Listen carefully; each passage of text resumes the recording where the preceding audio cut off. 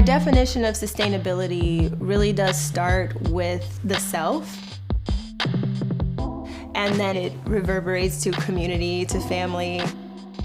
Right now, we see a lot of the sustainability conversations focused on how do we change the world. And it's like, you're not gonna change the world until you change yourself.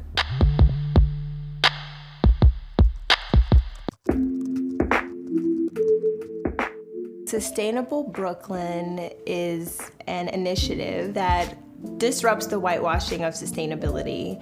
We redefine sustainability through the lens of the African diaspora, and we bridge the gap between the mainstream sustainability movement and targeted communities. I created Sustainable Brooklyn when I moved back to Brooklyn after living in Las Vegas for a couple of years. I started doing sustainable fashion workshops for design students. We host monthly volunteer days, dinners, workshops, and we also focus on developing curriculum for students of all ages. And so we want people to understand that there are ways to get involved in your backyard.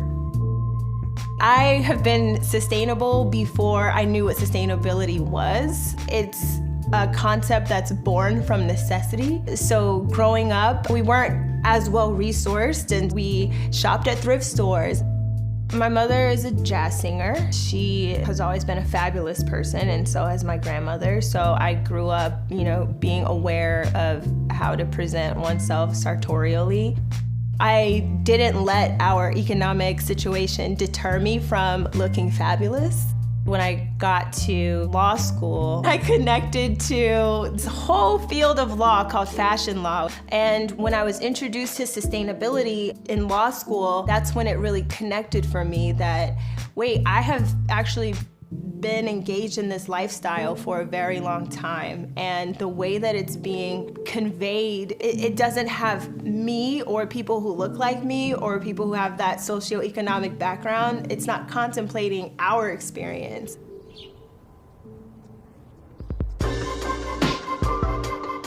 There are so many community gardens here in Brooklyn, and I love that.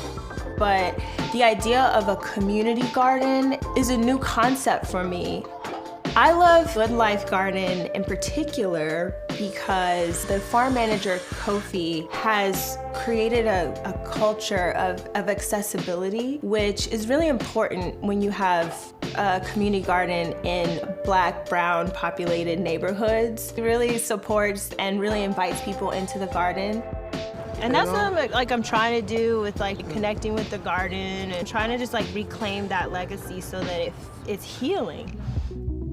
So necessary for us to really see what our community was looking for in terms of the history of sustainability from, an African diasporan lens. That legacy is very important to this conversation. My great-grandfather was a sharecropper. His father, before that, was enslaved.